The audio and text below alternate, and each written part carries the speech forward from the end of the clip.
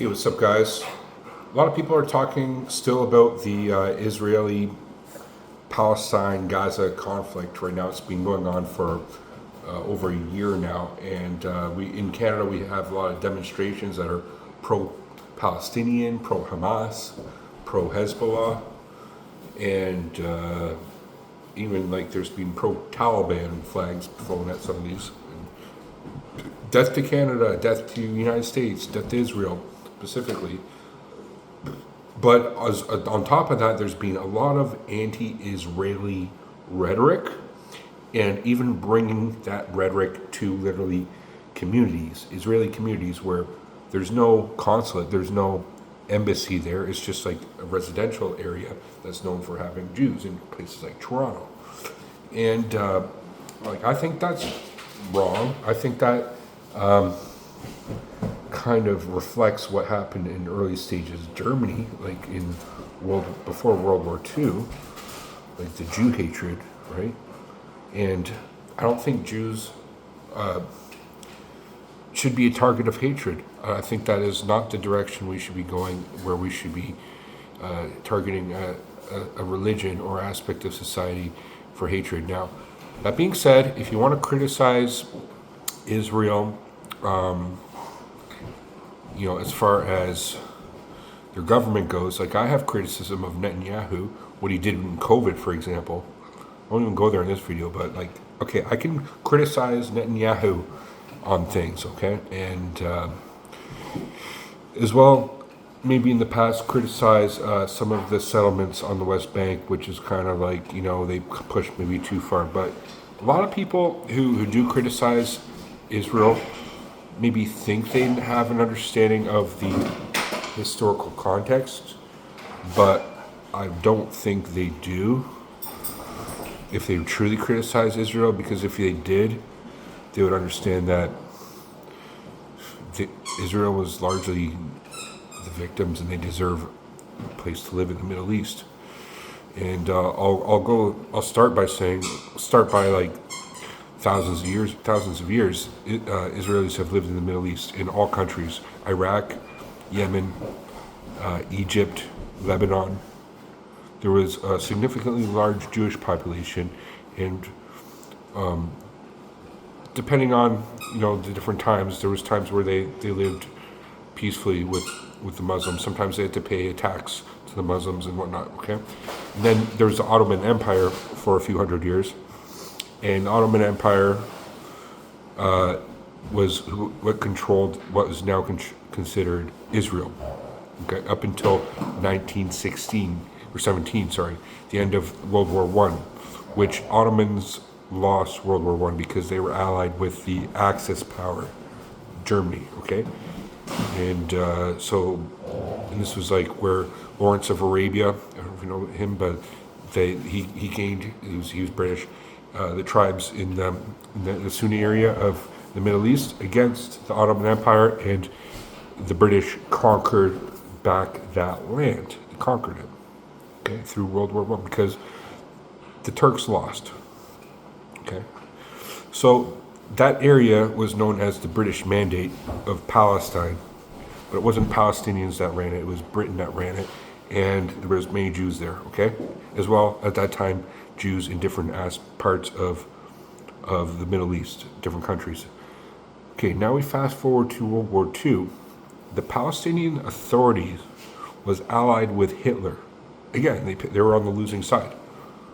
And there was even Waffen SS divisions that were Palestinian that were fighting in Europe. Okay, you can look for yourself. Type that in. There's Wikipedia pages. And you can see pictures of the Palestinian Authority shaking hands, hanging out with Hitler. Well, who won World War II? It wasn't Hitler. So again, we won that area, which is Jerusalem. Okay, and this is where my own family is involved, because my grandpa, my dad's dad, was part of the Royal Air Force. He was like a high officer of the Air Force, and he took part in after the war, so 1944 to 47, changing it to what was Israel. Okay, and there was so at that time it went from the British Mandate to the United Nations, they wanted to create a two-state solution, okay? But there was a bit of beef between Jews and the Palestinians, naturally, okay? Because specifically, the Palestinians didn't want two-state solutions, but the Jews were not totally innocent either. The Jews took part in bombings themselves, terrorism themselves, and there was a bombing the Jews took part of a hotel in Jerusalem that killed a bunch of people, okay? There was Nakba, it was called. But during this time, the surrounding Arab countries kicked all of the Jews out and said, Jews, you're not allowed here anymore. So we got like million of them, hundreds of thousands, million, kicked out of surrounding countries such as Syria, Lebanon, Yemen, Egypt. But they're not like your white Jews, like you think with the curly hair, Ishmael that looks like he's from Brooklyn. No, these are dark-skinned Jews, okay? Which is 25 to 30% of the Jewish population are dark, because they're Middle Eastern. So they're Middle Eastern native. Where did they go? They came to Israel. Okay, that's when Israel was formed by both Holocaust survivors and from Europeans, and as well. There's different types of Jews. You've seen the Orthodox Jews. There's different types. That's when Israel was formed. Okay. Now, there was a two-state solution that the UN supported, but that was denied always, every single time, by the Palestinians. And you fast forward about 20, 30 years, 1967, it was the 7 Days War, where Israel was invaded by every single Arab nation surrounding it. Israel's like this, and then you got Arab nations all around it. It's just like a little tiny piece of land. That's kind of hard to empathize with or sympathize with, living on a small piece of land. Like I live in the Niagara Peninsula. I can't imagine living in the Niagara Peninsula and being surrounded by somebody who wants to fucking kill you and your family and murder you, like execute you, genocide you. That's what they've dealt with for a long time. Okay? Their neighbors are not too friendly, so naturally they stepped it up a notch, and then 7 Years' War, they actually won. Israel got invaded, and then they pushed them back. Specifically, Egyptians pushed them back past the Suez Canal, way back.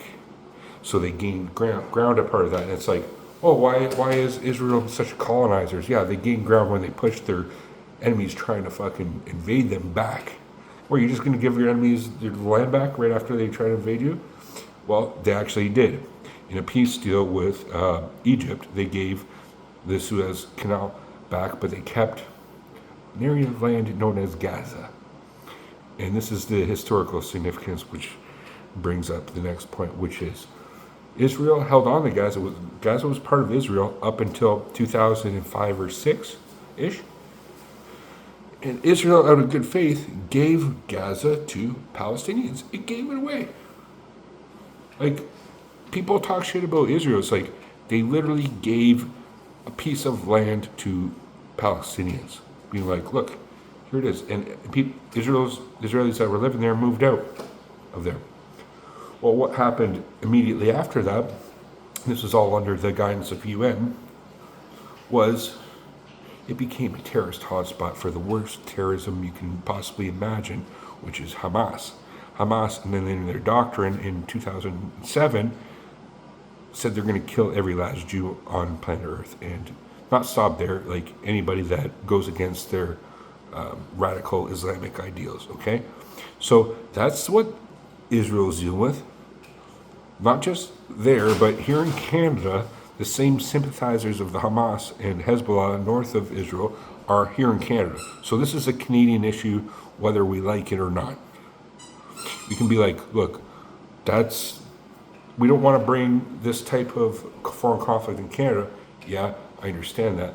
But the reason why it's here is because we let in tons of the Muslim countries. The Israelis are not the problem.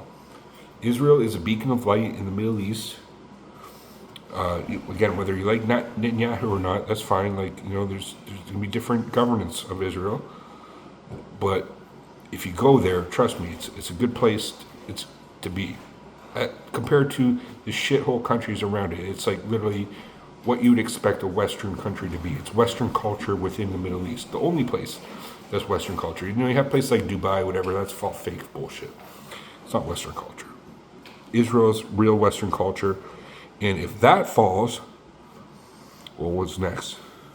And the people that want Israel to fall are the ones that want us to fall, because they're literally the ones who are chanting death to fucking Canada and saying we colonized Canada, therefore we're colonizers just like Israel colonized Palestine, right?